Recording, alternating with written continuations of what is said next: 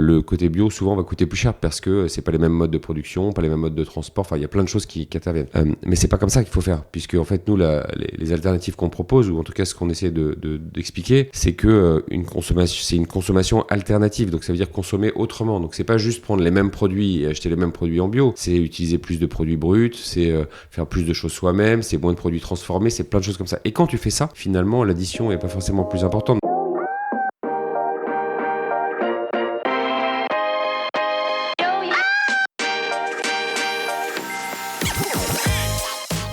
Bonjour et bienvenue parmi les Digital Doers, votre podcast source d'inspiration pour les acteurs de l'innovation. Ce programme est coproduit avec Comexposium pour l'événement incontournable qu'est le One-to-One Retail e-commerce de Monaco.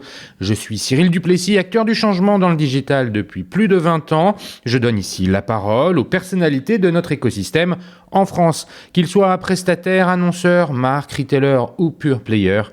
Ils sont des acteurs engagés dans leur business et l'innovation fait partie de leur quotidien. Source intarissable d'inspiration, je vous propose une conversation dynamique et sincère pour vous donner accès à leur retour d'expérience, leur vision et leur analyse sur les tendances et les perspectives marché. Depuis juillet 2019, les Digital Doers rassemblent des témoignages uniques et de grande qualité directement accessibles ici même, mais aussi sur les chaînes partenaires. En effet, je produis et anime des chaînes de podcast pour compte de tiers, c'est-à-dire pour des prestataires de services, du retail et du e-commerce. Le concept est simple, inviter un prospect à venir discuter de votre problématique avec un expert maison dans une conversation tripartite. Vous êtes intéressé? N'hésitez pas à me contacter directement sur le site lesdigitaldoers.com ou via LinkedIn. En attendant, je vous souhaite une bonne écoute, toujours sans coupure. Aujourd'hui, nous parlons consommation éco-responsable et produits bio, vente en ligne et marketplace. J'ai le plaisir de recevoir pour la seconde fois Romain Roy. Romain est le fondateur SEO de Greenwiz, leader français des produits bio sur Internet. Lancé en 2008, Greenwiz propose des produits pour la maison. Pionnier sur son marché, la start-up a très vite grandi. Après les produits secs, elle ouvre la catégorie des produits frais. En 2016, un partenaire industriel rejoint l'aventure Carrefour tout en restant indépendant. Greenwiz profite du savoir-faire du groupe, entre autres sur les fonctions support. En bon spécialiste numéro 1 des ventes de produits bio en ligne, garde la main sur son offre. Les produits disponibles sont issus de son processus de sélection. En 2018 et 2019, Greenwiz rachète le leader en Espagne et en Italie et se rapproche ainsi des producteurs. En 2021, le site passe une nouvelle étape et devient une marketplace en s'ouvrant à des vendeurs tiers. Avant de revenir sur tous ces points, nous profiterons de l'expertise de Romain pour parler du marché du bio. Il semblerait que celui-ci voit sa croissance moins robuste qu'avant. Alors qu'est-ce que les consommateurs recherchent aujourd'hui? Quelles sont les tendances de marché? Nous poursuivrons en cherchant à comprendre comment Greenwiz adresse son propre marché et nous conclurons par les habituels sujets de la relation client-marque. Mais avant de commencer, Romain, pourrais-tu te représenter en quelques mots? Salut Cyril, d'abord merci de me recevoir à nouveau, j'espère que tu vas bien dans le contexte un peu agité dans lequel on évolue. Voilà. Tant mieux. Donc écoute, moi je me représentais donc Romain, tu as déjà présenté quand même pas mal Greenwiz, donc moi j'ai 48 ans, tu me poses heureusement je t'ai posé la question tout à l'heure, voilà. Tu savais plus quel âge tu avais. C'est ça exactement, j'avais oublié, j'ai tendance à oublier, plus je me rapproche des 50, plus j'oublie mon âge, c'est marrant.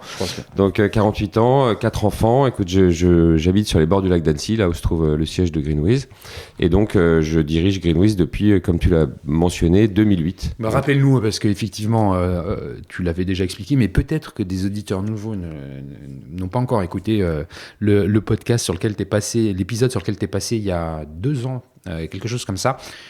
Tu es un ingénieur, tu es un commercial, tu es un gestionnaire, tu es un financier. C'est quoi ton background académique? Académique, ingénieur central Supélec.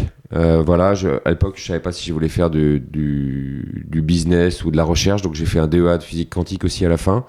Et puis finalement, j'ai été rattrapé par le boom de l'internet et j'ai fini par travailler chez un opérateur IP français qui s'appelait ISDNet à la fin des années 90. Puis ensuite, j'ai enchaîné une première expérience entrepreneuriale en 2003 jusqu'en 2007. Et puis ensuite, un an de césure, entre guillemets, et puis Greenwiz depuis 2008. Donc finalement, assez peu d'expérience en nombre.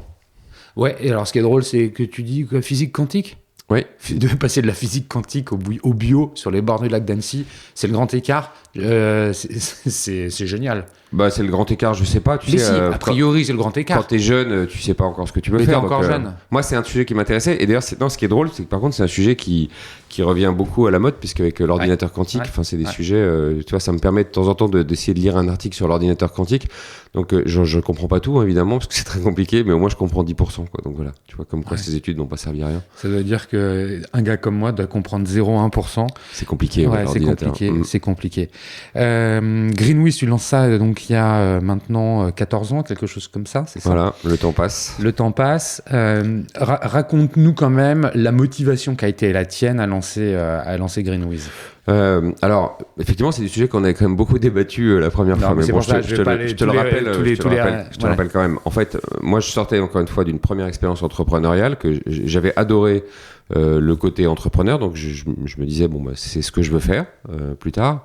Mais il y avait deux choses qui m'intéressaient. C'était le e-commerce que j'avais fréquenté sans être dedans, en fait, à l'époque où j'étais chez l'opérateur IP français. Et puis la volonté quand même de faire quelque chose qui ait un impact, de faire quelque chose qui soit dans le green, ou en tout cas je commençais déjà à être assez conscient des thématiques environnementales et j'avais envie d'essayer de concilier cette volonté d'être entrepreneur, de faire du business, mais aussi de faire quelque chose qui ait du sens. Et donc c'est ça qui est un peu à la base de Greenwiz. Tu l'as lancé quand tu étais à Annecy ou tu l'as lancé ailleurs? Non, d'ailleurs je l'ai pas, on l'a lancé puisque je l'ai fait avec un ancien camarade de lycée qui s'appelait Karl. On l'a lancé à Paris au démarrage en 2008, mais au bout d'un an on a tout déménagé sur les bords du lac d'Annecy à Saint-Jean-Riou, là où on se trouve aujourd'hui encore. Ouais. Aujourd'hui Greenwiz, ça représente quoi, je sais pas, en termes d'infrastructure logistique, de people, de chiffre d'affaires. Aujourd'hui, donne-nous un peu la carte d'identité actuelle. Tu sais qu'on est toujours un peu sur les chiffres. On fait partie d'un groupe coté, donc on est toujours un peu limité. Mais il y a quelques chiffres sur lesquels on a communiqué dans le passé, donc je peux te les répéter. On a passé la barre symbolique des 100 millions de chiffre d'affaires en 2020.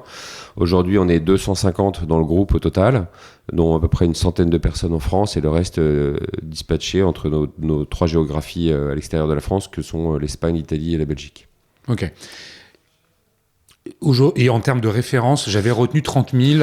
Est-ce que ça a augmenté en dehors des sujets de marketplace? T'avais retenu 30 000 parce que t'es sympa. Parce qu'en fait, c'était 15 000, mais t'as multiplié par 2, mais c'est bien. Donc, c'était 15 000 offres dans notre offre retail, donc dans l'offre qu'on gère en propre, pour laquelle les produits sont stockés dans nos entrepôts. Et aujourd'hui, avec le développement de la marketplace, dont on reparlera, si j'ai bien compris, on est aujourd'hui à peu près déjà à 125 130 000 références sur le site. D'accord.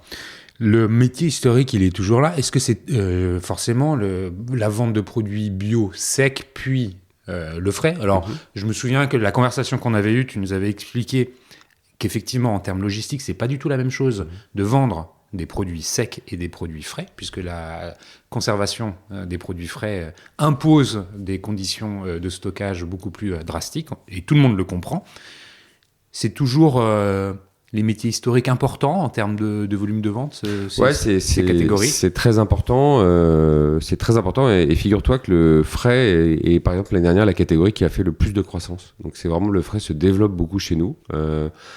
Ça a mis un petit peu de temps à partir au démarrage, mais on a insisté, on a étoffé l'offre et il semblerait qu'on ait atteint la taille minimale d'offre pour être présent sur ce marché, ou la qualité minimale d'offre, je ne sais pas, pour être présent sur ce marché, mais en tout cas, ça fait 2 ans maintenant que les taux de croissance sur le frais sont très importants et par ailleurs, nos clients sur le frais sont extrêmement fidèles puisque c'est des clients, tu le devines, qui ont tendance à venir racheter plus souvent que les autres. Ouais, on va revenir sur tous ces enjeux, la façon avec laquelle vous adressez le marché, c'est-à-dire, il y a plein de questions qui me viennent sur la livraison du frais, par exemple, comment on fait. Avant qu'on aille sur cette façon d'adresser le marché, revenons quelques instants et peut-être même un peu plus sur le marché, puisque c'est quand même important de comprendre le marché. En préambule, tu me le disais, il y a beaucoup de choses qui ont changé, il y a le Covid qui est passé par là. En introduction, je te partageais l'information qu'on peut lire un peu partout, selon laquelle le marché du bio n'a pas la croissance qu'elle a eu dans les années antérieures, voire peut-être même régresse. Je ne sais pas dans quelle mesure c'est vrai. Tu vas me dire comment toi, en tant que spécialiste de ce marché, tu perçois les choses. Quels sont les changements qui se sont opérés? Est-ce qu'on est sur un plateau avant de repartir? Qu'est-ce qui se passe? Qu'est-ce que les consommateurs attendent? Alors d'abord, ce que tu dis est vrai. C'est le constat, en tout cas, sur le fait que la croissance du marché bio s'essouffle.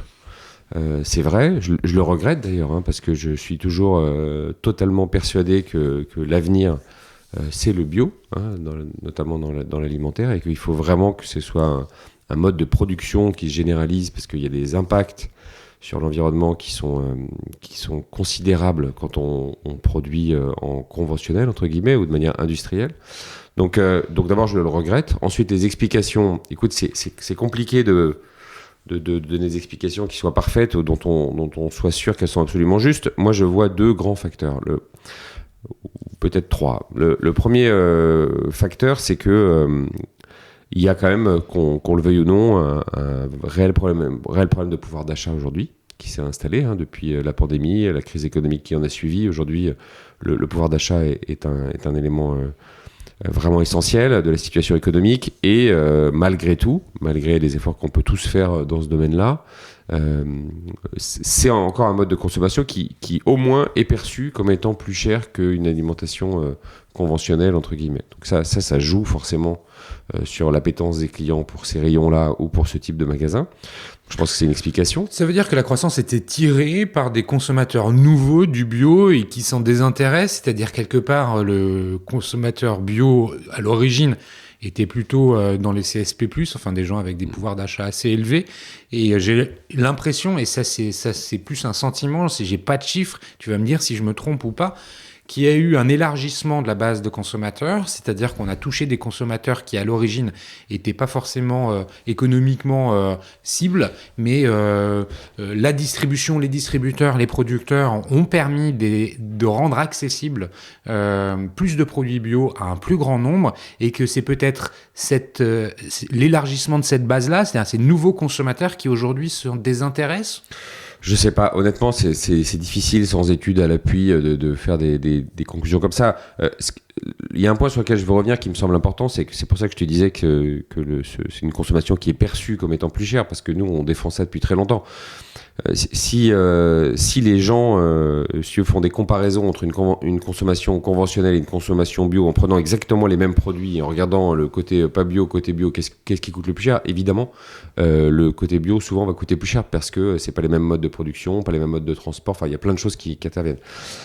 Mais c'est pas comme ça qu'il faut faire, puisque en fait nous les alternatives qu'on propose, ou en tout cas ce qu'on essaie d'expliquer, c'est que c'est une consommation alternative, donc ça veut dire consommer autrement. Donc c'est pas juste prendre les mêmes produits et acheter les mêmes produits en bio, c'est utiliser plus de produits bruts, c'est faire plus de choses soi-même, c'est moins de produits transformés, c'est plein de choses comme ça. Et quand tu fais ça, finalement l'addition est pas forcément plus importante. Donc je crois que c'est surtout un problème de perception. C'est intéressant ce que tu dis, c'est-à-dire que en fait tu proposes à tes consommateurs, en fait, finalement, la philosophie avec laquelle tu envisages le bio, c'est de dire non seulement il va falloir acheter des produits qui sont plus sains, qui sont plus éco-responsables, mais aussi changer votre manière de consommer, c'est-à-dire n'achetez plus des plats tout préparés, préparez vous-même. D'ailleurs, on voit bien que c'est une tendance de fond.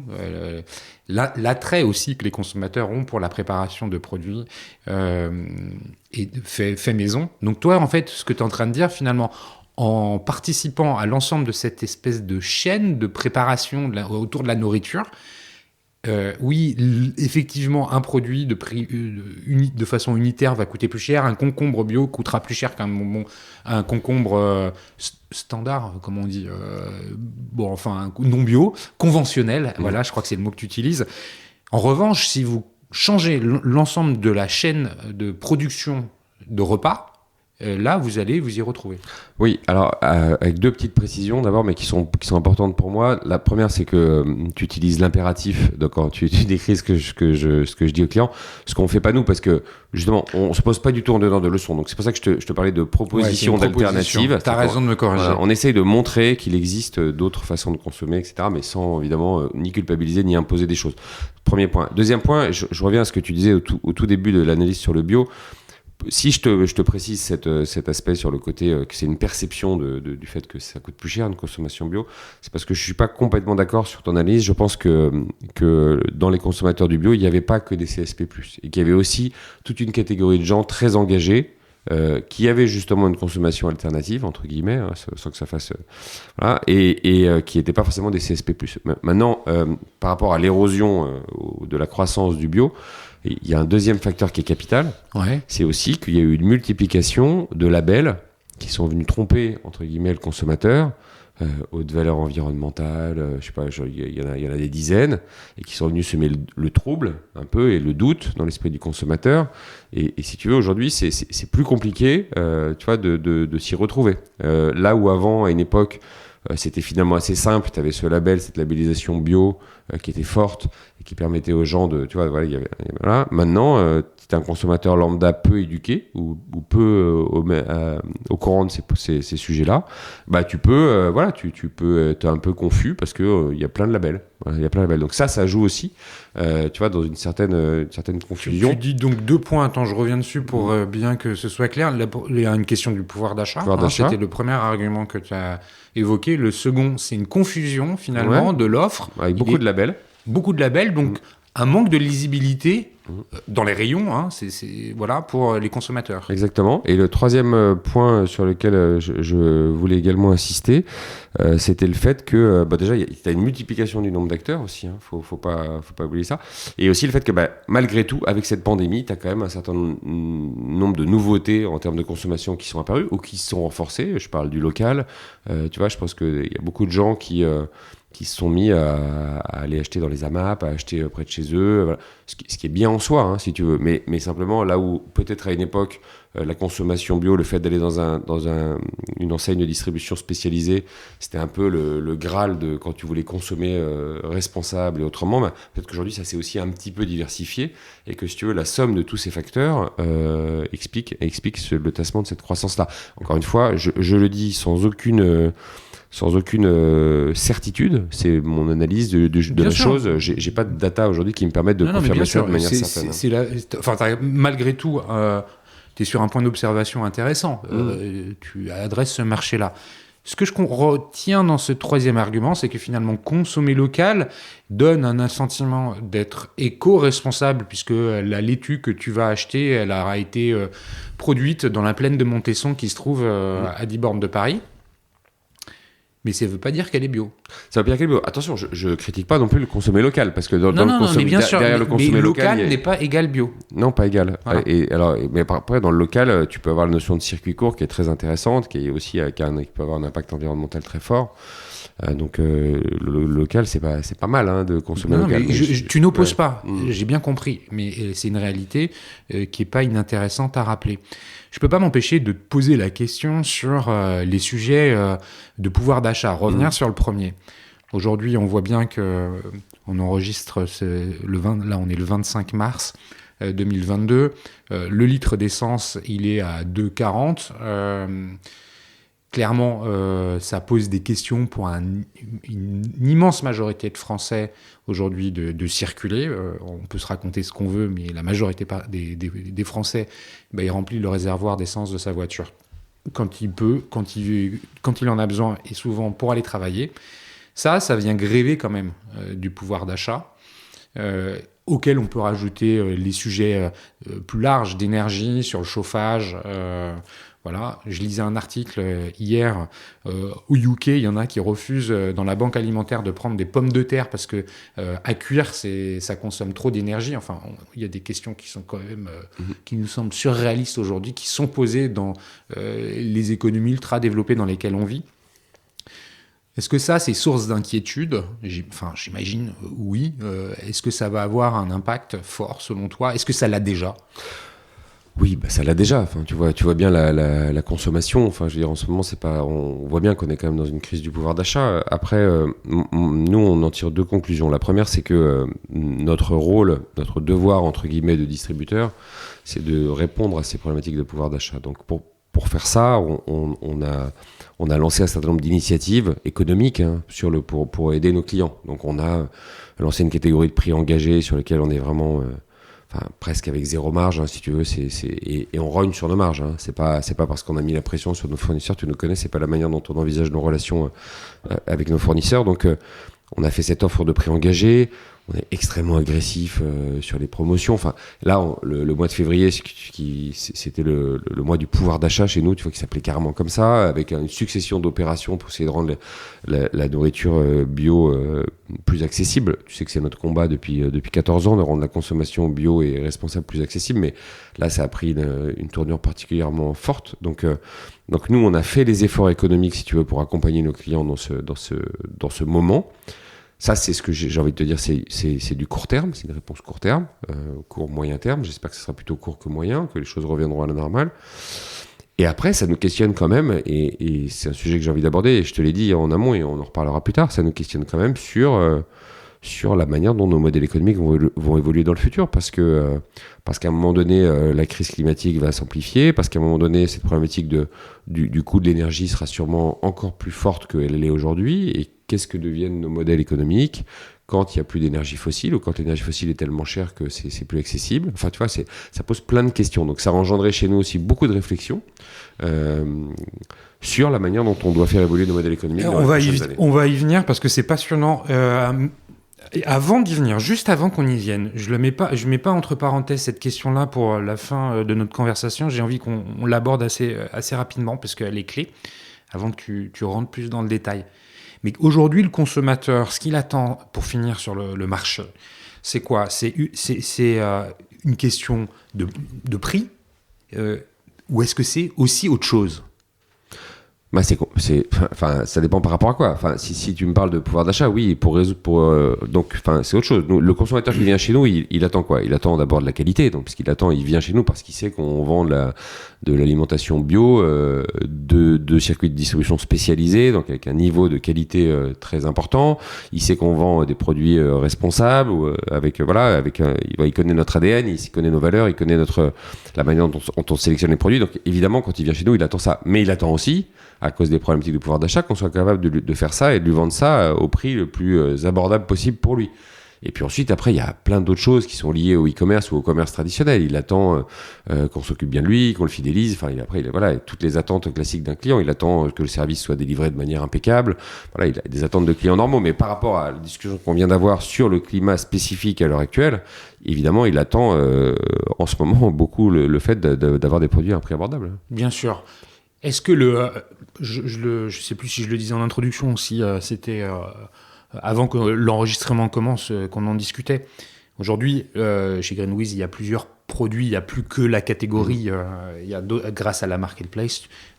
Je ne sais pas si un matelas, c'est un bon exemple, mais est-ce qu'un matelas, ça peut être bio ? En fait, comment le consommateur perçoit la notion de bio sur d'autres catégories de produits que l'alimentaire qui... en fait, à l'origine quand même de ce qu'est le bio, comment on arrive à transposer, et comment le consommateur surtout perçoit la possibilité d'appliquer finalement un label bio sur d'autres produits que de l'alimentaire. Non, mais en fait, c'est pas comme ça que ça fonctionne. Donc, comment ça fonctionne ? Si tu veux, le bio, tu l'as dit, n'est pas extensible à des catégories dans lesquelles le mot bio n'a aucun sens. Donc, il faut pas le faire. Le bio, historiquement, c'est la production. Donc, si tu veux, c'est l'alimentaire. Ça peut être le coton aussi, par exemple. Tu peux produire du coton bio. Donc, tu vois, selon les catégories de produits, il y a des catégories de produits dans lesquelles la certification bio existe. Quand elle existe, on l'applique, on l'invente pas. D'ailleurs, je te fais remarquer au passage que c'est quelque chose qui est extrêmement réglementé. Hein. Tu peux pas t'amuser à dire je vous vends un crayon bio. Enfin, tu vois, ça n'a aucun sens. Et on te laisse pas le faire en plus, heureusement. Donc nous, on utilise le label bio là où il existe. Et après, pour le matelas, il peut être en coton bio, par exemple. Ça, c'est possible que le revêtement soit en coton bio. Ça peut exister. Après, pour les autres catégories, si tu veux, tout est une histoire soit de labellisation, parce qu'il y a quand même des labels qui existent dans d'autres catégories, soit d'analyse faite sur le cycle de vie des produits, la façon dont ils sont produits, d'où viennent les matériaux, est-ce qu'il y a des produits chimiques qui sont utilisés. Enfin, tu vois, tu peux faire un certain nombre d'analyses pour dire qu'un produit est une alternative plus responsable ou plus durable que ce même produit classique ou conventionnel. Voilà. Donc nous, ce qu'on a fait au moment de faire passer l'offre d'une offre purement retail, qu'on maîtrisait complètement, à une offre de place de marché, c'est qu'on a défini par catégorie un cahier des charges extrêmement précis de ce qui nous semblait être une alternative plus responsable pour des produits de cette catégorie-là. Et donc on applique cette grille à notre sélection de produits. Ok, parle-nous justement de l'évolution avec laquelle vous adressez votre marché. Là, c'est une bonne transition pour parler de la marketplace et puis après revenir sur les questions de modèle économique. Finalement, la marketplace est une évolution du modèle économique original puisque tu t'ouvres à d'autres vendeurs, tu leur permets d'utiliser la puissance de ta marque et finalement le volume de clients qui se rendent sur ton site. L'enjeu pour toi, j'imagine, est de faire des passerelles entre les consommations traditionnelles des clients, c'est-à-dire du sec et du frais sur des produits alimentaires, vers d'autres catégories. Ça, je crois savoir que c'est aussi un enjeu. Bon, raconte-nous un peu comment vous en êtes arrivé à faire aboutir cette réflexion de s'ouvrir à une marketplace. Alors écoute, tout a commencé bizarrement presque au moment de la pandémie. Au moment de la pandémie, ce qui s'est passé, c'est que, comme un certain nombre de confrères distributeurs, on a évidemment été pris d'assaut au moment des annonces de confinement, puisque les gens, il y a une espèce de panique qui s'est créée parmi le public.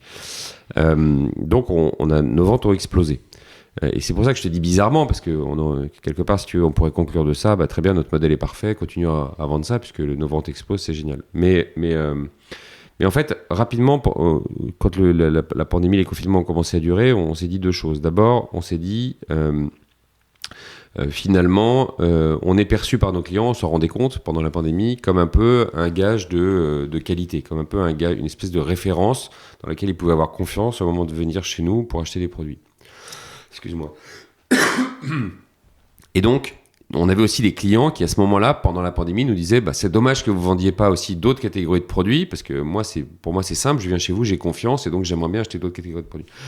Donc, on a commencé à entendre ce genre de discours. Vendez d'autres catégories de produits. Genre, vous deviez être un one-stop shop, quoi. Exactement. Et ce qui, d'ailleurs, c'est ça qui est assez comique, ce qu'on était au tout début de Greenwiz, en fait. Parce que finalement, quand on a lancé Greenwiz, on ne faisait pas d'alimentaire, mais on faisait tout le reste. Et après, on est devenu quasiment complètement alimentaire. Et maintenant, on est revenu, si tu veux, à un truc global avec l'alimentaire et le non-alimentaire. Donc, premier point, ça.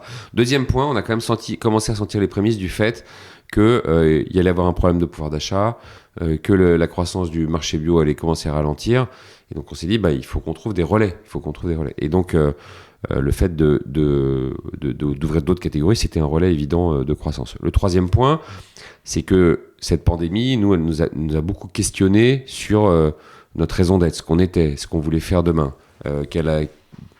Qu'est-ce que c'est Greenwiz en 2030 c'est quoi notre rôle ? C'est quoi notre rôle dans la société ? Si tu veux, des questions qui peuvent paraître un peu naïves comme ça ou un peu sibyllines, mais voilà, ça nous a questionné sur tous ces sujets-là. C'est pour ça qu'après, d'ailleurs, on est devenu entreprise à mission. Et donc, quand on a réfléchi à ça, on s'est dit, finalement, notre rôle, c'est non seulement de promouvoir l'alimentation bio et d'essayer de la rendre accessible au plus grand nombre, mais plus largement, élargissons le spectre. On doit aujourd'hui être capable de faire la promotion de la consommation responsable au sens large, qui inclut cette consommation bio, évidemment, mais qui inclut aussi une manière de consommer différente sur toutes les autres catégories.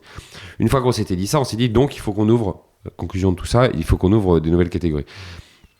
Quelle est la meilleure méthode aujourd'hui pour un e-commerçant comme nous d'élargir de façon très forte ? Attends, avant que tu nous dises comment tu as fait, pour en arriver à la définition finalement de vos valeurs en quelque sorte, est-ce que c'est de ça dont il s'agit ? La vision en fait, on parle de plateforme de marque derrière.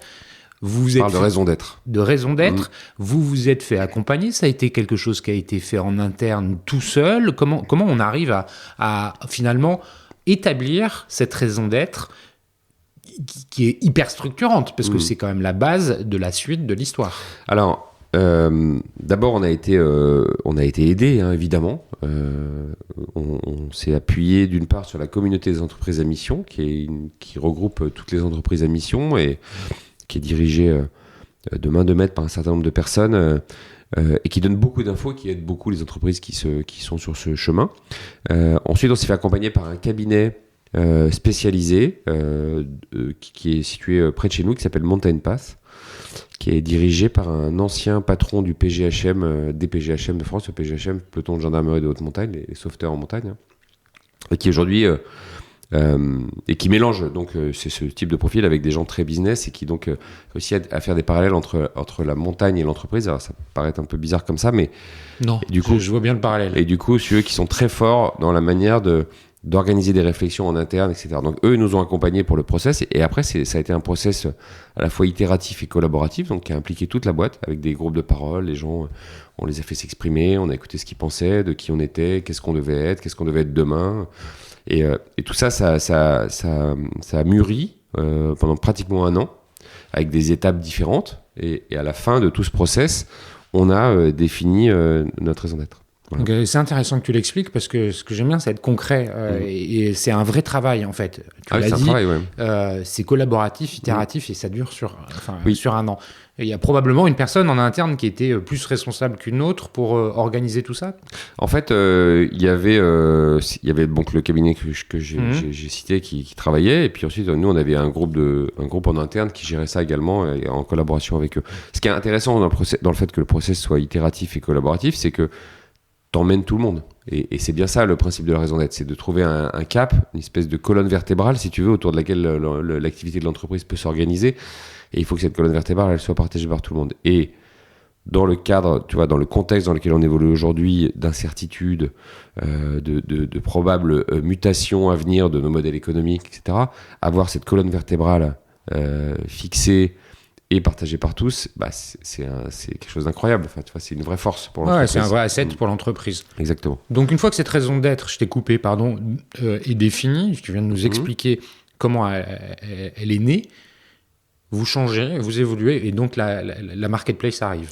Oui, alors tu vois, tout ça, ça se produit un peu en même temps. Hein. Donc il y a cette réflexion sur la raison d'être qu'on lance, et en même temps, sur la partie plus pratique, plus business, on se dit on veut lancer une marketplace, c'est le modèle qu'il nous faut, puisque ça nous permet sans contrainte logistique finalement d'aller agrandir notre offre facilement. Et on regarde et on choisit de manière complètement logique de travailler avec Mirakl, qui est le méga leader mondial de ces technologies. Qui en plus est français, donc tu vois, nous ça nous allait bien, et ça se passe vraiment super bien, puisque écoute, entre le moment où on signe avec eux et le moment où on déploie, il doit s'écouler à peine 4 mois, ou peut-être 4-5 mois, ce qui est extrêmement rapide, et on lance ça vers le mois d'avril 2021. Voilà. Mais alors, une fois que tu as la technologie qui te permet de répondre aux enjeux d'une marketplace, derrière il y a plein de questions qui se posent sur le paiement, voilà. Il faut brancher des vendeurs. Oui. Et il faut donc les recruter. Comment on fait ? C'est simple, hein. Il y a plusieurs façons. Donc, la première méthode, c'est que tu écoutes consciencieusement et attentivement les conseils de Mirakl, qui évidemment a une expérience très importante sur le sujet. Ils l'ont fait pour des dizaines, voire des centaines de places de marché dans le monde entier, dans tous les secteurs d'activité. Donc, ils t'aident sur la manière dont tu dois structurer ta démarche. Après, tu prends des gens qu'on appelle des business développeurs, dont le métier, c'est de trouver des vendeurs, de les contacter et de leur proposer de venir vendre leurs produits sur notre place de marché. Donc c'est comme ça, hein, c'est du démarchage. Après, nous, on a été aidés parce que, si tu veux, Mirakl, après je vais arrêter de faire leur pub, mais ils ont également des outils, tu vois, notamment un outil qui s'appelle Mirakl Connect, qui regroupe énormément de vendeurs qui sont enregistrés chez eux. Donc tu peux aller piocher déjà des vendeurs dont les produits correspondent à ton ADN ou au type de produit que tu veux vendre. Donc ça t'aide aussi, si tu veux, à enclencher le mouvement. Ok, très bien. Et ça répond aussi à un cahier des charges, c'est-à-dire qu'en interne, vous avez décidé des catégories pour lesquelles vous aviez besoin de vendeurs, de la typologie des vendeurs, et après, il y a ce travail de démarchage pour les recruter. Et puis, il y a aussi une question de séquencement des catégories que tu ouvres. C'est-à-dire qu'il ne faut pas faire n'importe quoi non plus dans ce domaine-là. Donc, tu vois, il faut se mettre à la place du client. On avait des clients qui nous connaissaient depuis des années, qui étaient habitués à ce que quand ils venaient sur Greenwiz, c'était un site sur lequel Greenwiz leur vendait en direct une certaine typologie de produits. Si tu passes de ça directement à Greenwiz, c'est plus seulement Greenwiz qui leur vend, et en plus c'est des produits qu'ils n'ont jamais trouvés, c'est compliqué, si tu veux, c'est double marche à franchir pour le client. Donc en général, ce qu'il vaut mieux faire, c'est commencer par vendre des produits de tes catégories principales, de tes catégories historiques, par faire vendre des produits de tes catégories historiques par des vendeurs, donc introduire le fait que tu es dans un modèle hybride dans lequel toi tu vends, il y a aussi des vendeurs qui vendent. Ouais. Et une fois que ça c'est installé, commencer à ouvrir des catégories après connexes. Là, ça fait combien de mois qu'il y a de retour d'expérience? Ça s'étale sur combien de temps? Je t'ai dit, on a lancé en avril 2021. Donc tu vois, on est pratiquement presque un an. Après, les 2-3 premiers mois, c'est vraiment le démarrage. Donc on considère que l'activité elle a vraiment démarré à partir du mois de juin. Quel constat, quel résultat vous faites aujourd'hui? C'est super, quoi. Enfin, d'abord, ça marche très bien. Ça, tu vois, ça a pris une quote-part de notre business assez nettement plus importante que ce qu'on avait imaginé au bout d'un an. Ce que le business model, pour rappeler, c'est que finalement GreenWiz prend un pourcentage des ventes qui sont réalisées par les vendeurs tiers. Et ça vient s'additionner au chiffre d'affaires traditionnel que GreenWiz réalisait. Exactement. Et donc cette quote-part, elle est déjà beaucoup plus importante que ce qu'on pensait. Et puis l'offre, on a réussi à la faire grandir très vite. Tu vois, on est passé quand même, on a rajouté en un peu moins d'un an, on a rajouté 120 000 références. On a des objectifs à fin 2022 d'être à 250 000 références, tu vois. Et honnêtement, le champ des possibles est très important. Et alors, petit point qui est aussi crucial pour moi, c'est cette logique de place de marché, cette idée de place de marché, de la consommation responsable, c'est pas juste une idée qui consiste à dire on va faire vendre des produits par des vendeurs. C'est aussi une idée qui consiste à dire on veut embrasser totalement la consommation responsable, sans se fixer de limites. Je vais te donner quelques exemples pour que tu comprennes ce que je veux dire. Demain, il se pourrait qu'on commence à commercialiser des services, si on considère qu'ils rentrent dans une logique de consommation éco-responsable, enfin responsable. Demain, il se pourrait même avec une très forte probabilité qu'on commence à louer des produits sur le site, des produits non alimentaires, plutôt que de les vendre. Parce que... Là, quand tu me dis ça, je pense à des meubles, par exemple. Oui, des produits électroménagers. Ou des jouets. Des jouets. Tu vois, et combien de fois tu achètes des jouets pour tes enfants, et puis en fait, au bout de 6 mois, parce que tu les as achetés, ils avaient 1 an, quand ils ont 2 ans, ils ne jouent plus du tout avec. Finalement, pourquoi les acheter ? Pourquoi Donc là, on est dans des notions d'économie circulaire. Voilà. Il est probable, voire extrêmement probable, qu'on s'intéresse aussi à la seconde main. On a commencé à le faire d'ailleurs. On a commencé à vendre un peu d'IT reconditionné, mais on va aller vers d'autres univers dans lesquels la seconde main est pertinente. Et parce que aussi ça fait partie de la consommation responsable. Il est probable aussi qu'on utilise la place de marché pour développer des circuits courts et mettre en relation directement nos clients avec des producteurs qui se trouvent à côté de chez eux. Donc tu vois, ce que je veux juste te dire, c'est que derrière cette idée de place de marché, c'est pas simplement du business, c'est pas simplement une manière de faire plus de business, c'est aussi une manière de faire de la consommation responsable de façon plus large, plus variée, et de répondre à cette demande et à cet impératif quelque part du fait qu'il faut que collectivement nous nous mettions à consommer de façon plus responsable. Comment on fait venir les consommateurs habituels de GreenWiz, ceux qui sont des fidèles au site, à la marque, qui habituellement achètent de l'alimentaire. Comment on les fait bouger petit à petit vers d'autres catégories ? Est-ce que c'est un vrai challenge pour GreenWiz ? Alors, c'est la beauté du modèle. Enfin, en tout cas, c'est celle qu'on constate depuis le début. Il y a 2 aspects. Ça marche dans les 2 sens, d'ailleurs. C'est marrant. C'est que, d'une part, on arrive à faire en sorte que nos clients historiques achètent sur la place de marché. Finalement, pas si difficilement. Donc, il y a une large partie des clients historiques de GreenWiz, quand ils viennent racheter aujourd'hui, qui mettent des produits de la place de marché dans leur panier.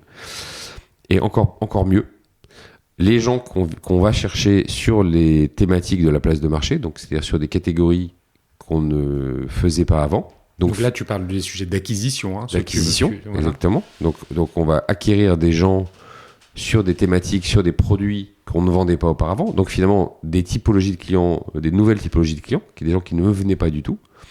Et bien figure-toi que ces gens, quand ils rachètent, 60% du temps, ils achètent des produits de notre offre historique.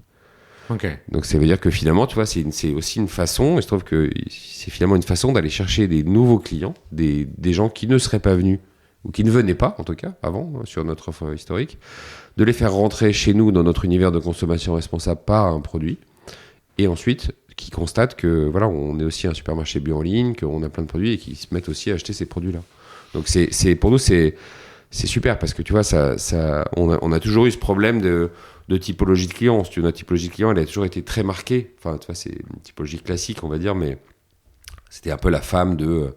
Enfin, je caricature un peu parce que c'est plus varié que ça, mais si je devais caricaturer... C'est un des personnages principaux, on va dire. Ouais, femme, 30, 40 ans, avec un enfant, tu vois. C'était ça notre... Et vraiment, plutôt urbain ou plutôt... non, ça par contre, géographiquement, assez homogène, puisque nous, si tu veux, on a à la fois des urbains, évidemment, parce que c'est des populations parfois qui sont plus sensibles à ces thématiques, mais on a aussi beaucoup de gens ailleurs que dans les grandes villes, ou à des endroits où il n'y a pas forcément de magasins bio juste à côté de chez eux. D'ailleurs, ça me fait penser à la question que je voulais te poser, qui est celle de la livraison. Comment on fait pour livrer du frais sur tout le territoire ? en France, en Italie, en Espagne ou en Belgique. Mais enfin, disons que la France étant le plus grand des pays, il y a des enjeux de trajet qui sont importants. Vous avez un seul entrepôt. Comment on fait concrètement ? Aujourd'hui, oui. Aujourd'hui, on a un seul entrepôt de frais qui est à Rungis, qui gère les frais et les fruits et légumes. On fait les deux. On utilise un prestataire. De toute façon, c'est pas sorcier. En France, il n'y en a pas 50 des prestataires qui sont capables de faire ça. Il y en a qu'un qui s'appelle Chronofresh. Donc, c'est eux qu'on utilise. Et on livre en national. Il n'y a pas de problème logistique à le faire. Logistique, non, il y a une complexité logistique, c'est que tu es obligé de trouver le logisticien qui sait faire le frais.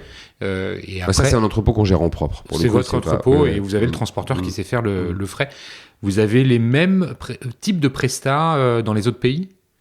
Non, on n'a pas, pas encore. On est dimensionné dans un certain nombre de pays, notamment en Belgique et en Espagne maintenant, mais on n'a pas encore lancé.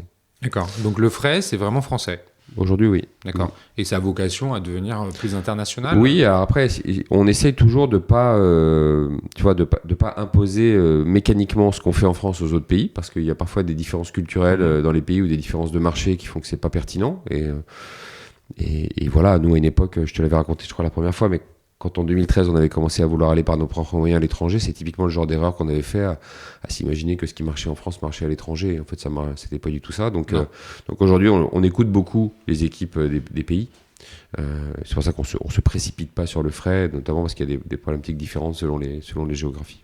La marketplace, elle est ouverte sur tous les pays ou elle est franco-française ? Alors la marketplace, il y a vraiment l'ambition de devenir la place de marché référente en Europe de la consommation responsable. Donc ça, c'est vraiment une vocation, elle a vocation à s'étendre dans toute l'Europe. Elle est lancée en France, comme je t'ai dit, depuis avril. Elle va être lancée là, ces jours-ci en Espagne. Enfin, ces jours-ci, ces semaines, c'est avant la fin du premier semestre, on va dire.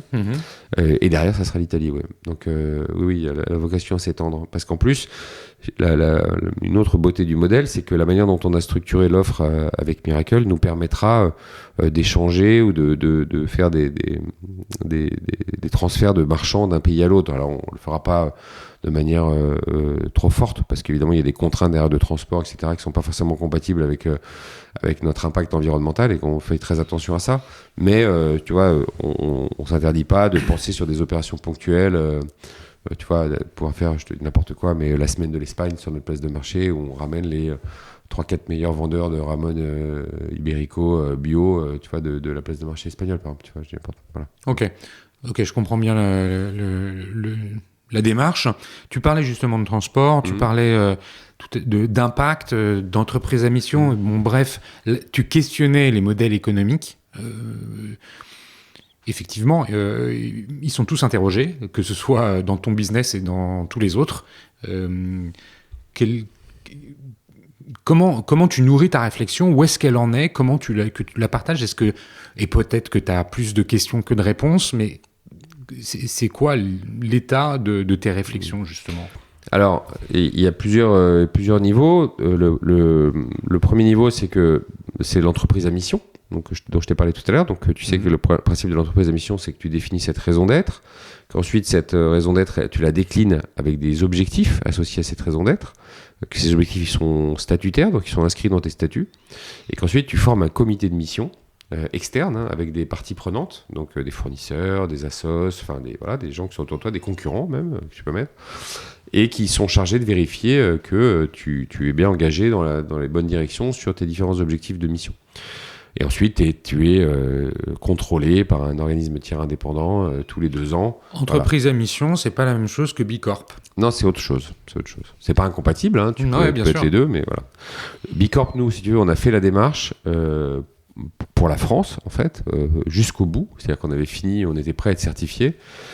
Et après, ils nous ont expliqué en fait que par rapport à leur organisation, comme les autres pays dépendaient de la France, avant d'être certifié pour la France, il fallait qu'on fasse d'abord certifier les différentes géographies. Et vu le temps qu'on avait passé pour la France, on a arrêté, on s'est concentré sur l'entreprise à mission. Okay. Mais je trouve Bicorp super, et les entreprises qui sont Bicorp, c'est une très belle démarche. Et enfin, tu vois, j'ai absolument rien à dire sur Bicorp, au contraire. C'est juste que nous, personnellement, ça a été très compliqué, très chronophage, et voilà. Donc, entreprise à mission. Donc, si tu veux, l'avantage d'entreprise à mission, c'est que ça nous a permis de définir cette raison d'être, ça nous a permis de structurer en fait notre démarche d'impact. Donc, si tu veux, avant nous, depuis 2008, on fait plein de choses. On travaille avec des ONG depuis longtemps. On a essayé de faire plein de choses par rapport à notre impact. Mais c'était un peu tout feu, tout flamme. Tu vois, elle partait un peu dans toutes les directions. Là, l'avantage de ces objectifs, ça nous a permis de structurer l'approche. Donc, on a vraiment structuré l'approche.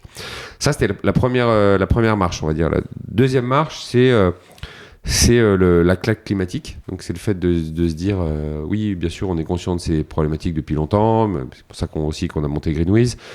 Mais quand même, les choses s'accélèrent, se détériorent de plus en plus vite. Et finalement, est-ce que notre réponse est à la hauteur des enjeux aujourd'hui ? Et on a conclu que non. Et on a d'autant plus conclu que non qu'on a été aidé par un dispositif, une initiative absolument géniale qui s'appelle la Convention des entreprises pour le climat, qui réunit donc 150 entreprises de tous horizons, donc de toute taille, de tout secteur d'activité, et qui se réunissent depuis maintenant bientôt 1 an, périodiquement, sur des sessions de 3 jours. Tout ça est l'idée par une personne qui s'appelle Éric Duverger, qui est quelqu'un qui a fait une carrière chez Michelin et qui a tout arrêté pour se lancer là-dedans. Donc tu vois vraiment une démarche de bénévoles qui se sont lancés là-dedans. C'est absolument passionnant. On a tous pris collectivement une grande claque parce que si tu veux, la première session, c'était les dirigeants du GIEC qui sont venus nous présenter les rapports. Enfin, tu vois, tout un tas de conférences comme ça. Et là, tu prends peur, même si tu étais au courant. Tu vois. Et pourtant, je faisais partie des gens qui étaient au courant. Mais j'ai vu des gens pleurer. Enfin, tu vois, donc c'était vraiment un truc assez violent. Et puis maintenant, on est engagé dans une démarche collective pour réfléchir à comment est-ce que on fait passer nos modèles, on fait évoluer nos modèles économiques. Et si tu veux, il y a une définition avec un certain nombre de stades de modèles économiques, d'entreprises, tu vois, responsables, entreprises contributives, et finalement entreprises régénératives. D'accord. Donc ça, c'est les 3 strates. Ouais, il y en a 4. Alors, je me souviens plus du nom du premier, mais bon, bref, c'est le premier, c'est le truc de base, en gros. Et après, donc nous, on se situait grosso modo au stade de l'entreprise contributive, c'est-à-dire qui est déjà très consciente de la RSE, qui fait déjà beaucoup attention à son impact, qui prend un certain nombre d'initiatives par rapport à ça. Mais voilà, on a maintenant l'ambition de passer à un modèle régénératif, ce qui est à la fois passionnant, extrêmement ambitieux parce que c'est difficile. Tu peux nous la définir cette étape-là parce que contributif, on comprend. Régénératif, c'est impact positif, quoi, si tu veux. C'est impact positif sur l'environnement, c'est impact positif sur les écosystèmes dans lesquels tu évolues, etc. Donc tu allais capter du CO2, quoi. Ouais, alors c'est pas dans notre cas, c'est pas ça, mais voilà. C'est l'idée, c'est non seulement t'en aimais plus, mais tu vas aller. Voilà, donc c'est comment tu transformes ton modèle économique pour faire en sorte qu'il devienne régénératif. Mais c'est une vraie remise en question, si tu veux. C'est pas juste de se dire je vais utiliser des véhicules électriques pour mes livraisons. Enfin, ça peut. Ouais, mais ça veut dire quoi les questions qui se posent sans que tu aies les réponses peut-être aujourd'hui, mais c'est quoi le type de questions qui appliquées à Greenwiz se posent? La manière dont le type de question, c'est aujourd'hui quels sont tous mes liens, si tu veux, avec mon environnement et tous les impacts négatifs, directs ou indirects, que j'ai dans le cadre de mon activité avec mon environnement. Donc tu vois, c'est ça les questions qu'il faut se poser. C'est aussi Qu'est-ce que serait mon entreprise dans un monde, je te dis, effondré, sans pétrole, etc. Donc, tu vois, c'est quoi? Qu'est-ce qu'on fait?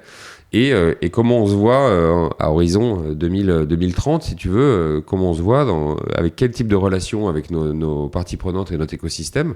C'est-à-dire à la fois les fournisseurs et les clients. Ouais, les fournisseurs, les clients, enfin tous les gens avec lesquels on interagit, quoi. Et comment est-ce qu'on fait évoluer ça? Et avec la conviction profonde qu'il faudra tous qu'on fasse évoluer nos modèles vers des modèles régénératifs si on veut s'en sortir. Donc c'est là-dedans qu'on est engagé. Donc bon, tu vois, c'est une démarche qui est on est encore au début de cette démarche-là. Hein, c'est compliqué. On a fait une réflexion collective d'ailleurs à l'intérieur là de l'entreprise il y a quelques jours sur le sujet. C'était assez marrant de voir ce qui en est sorti. Hein, et tout le monde, j'imagine que non en te posant la question, mais tout le monde ne perçoit pas les réponses possibles à ces questions de la même façon. Est-ce que tu perçois des différences générationnelles au sein de l'entreprise sur la façon dont ces questions sont appréhendées? Non, franchement, tu vois, c'est marrant, quand on a fait l'atelier en interne, il y a quand même eu, bon d'abord, je te cache pas que chez Greenwiz, il y a quand même pas 50 générations de représentés, il y a quand même énormément de jeunes, hein, donc je fais partie des dinosaures, si tu veux, donc il y a quand même beaucoup de jeunes, mais il y avait quand même une belle unité dans les thématiques qui ont été abordées sur les réponses.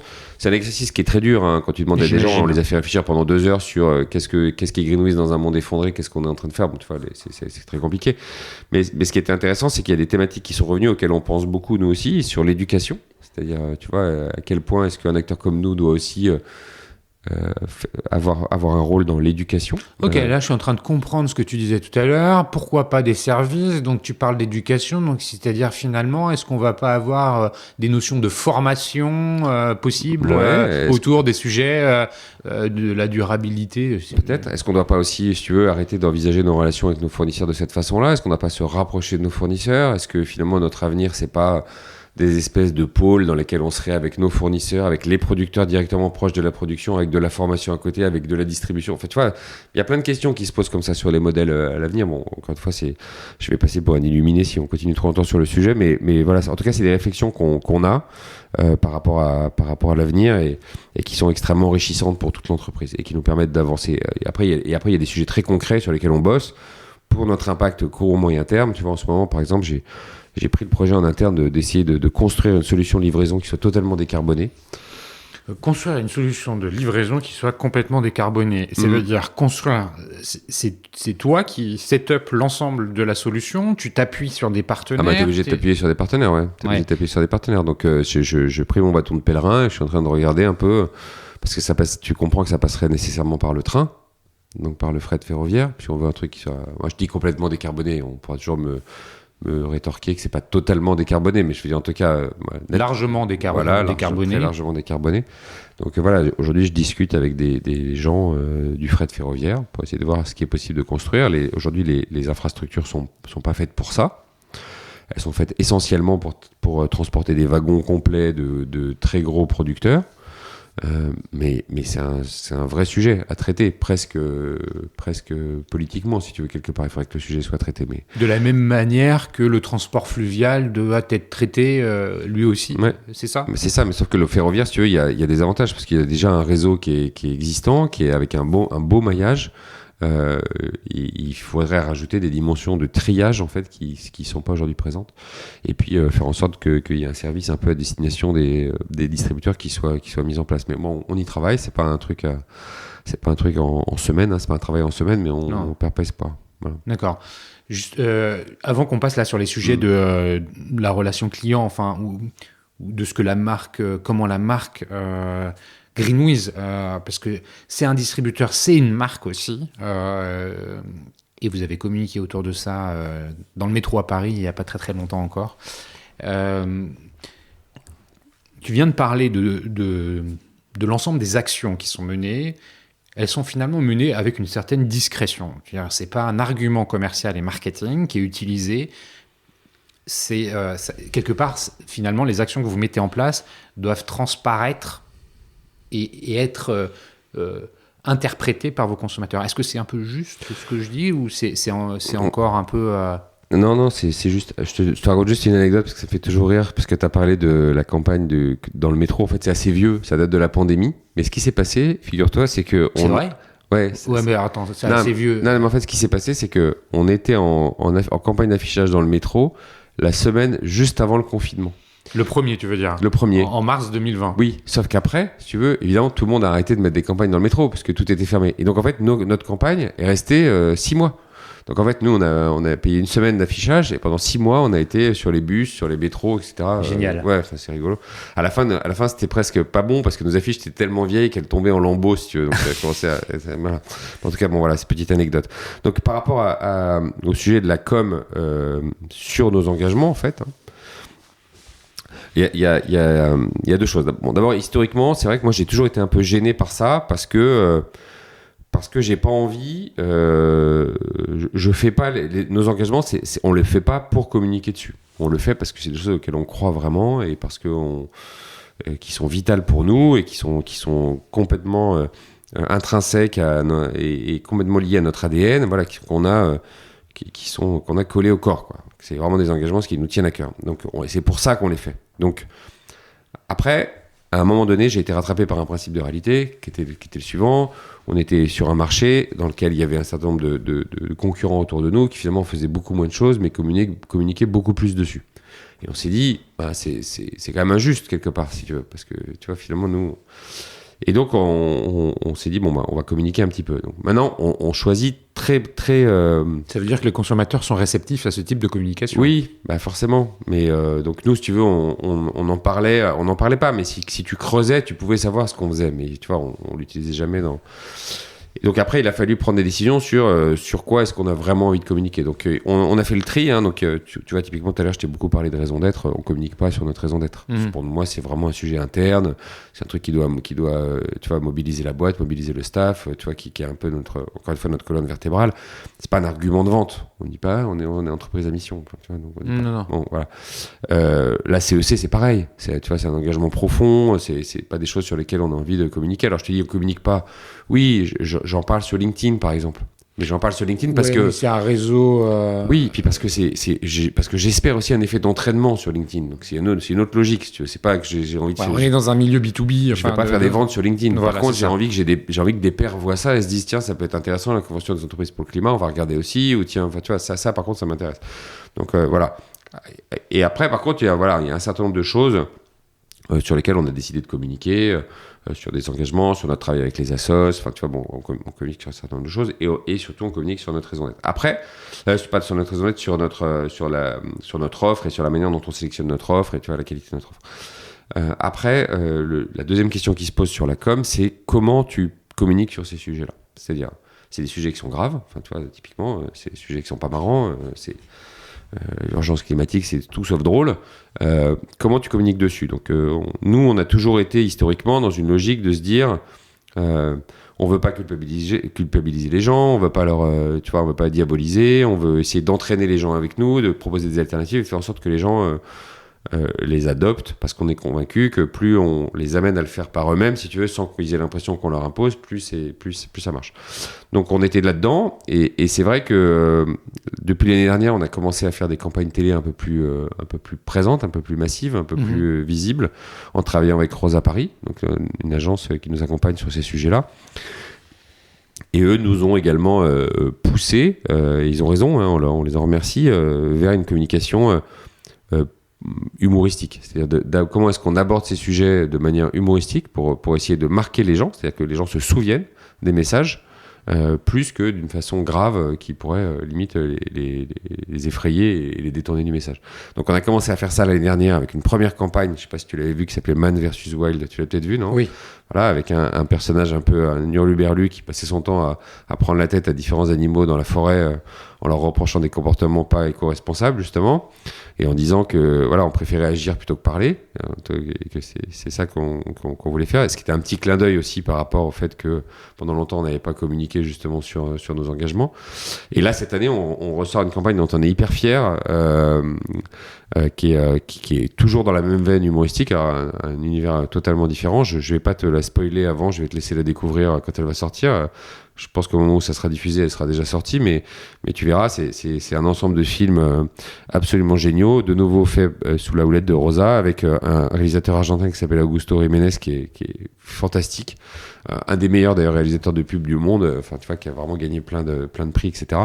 Et c'est très drôle, et ça vient à la fois, tu vois, ça vient continuer cette façon de communiquer un peu humoristique, sans se prendre au sérieux. Comment vous avez mesuré finalement le retour de cette première campagne humoristique décalée? Et vous avez des outils pour pouvoir vous rendre compte de son impact? Alors d'abord, tu sais, tu vois comment marchent les réseaux sociaux aujourd'hui. Hein. Le retour des clients, tu l'as rapidement sur ta campagne. Enfin, tu vois, les gens s'empêchent pas de te dire rapidement ce qu'ils en pensent. Donc, non, mais je te posais la question. Bien sûr, j'ai des éléments de réponse. Mais j'ai envie de t'entendre. Nous, on a eu beaucoup de retours positifs sur tous les réseaux sociaux.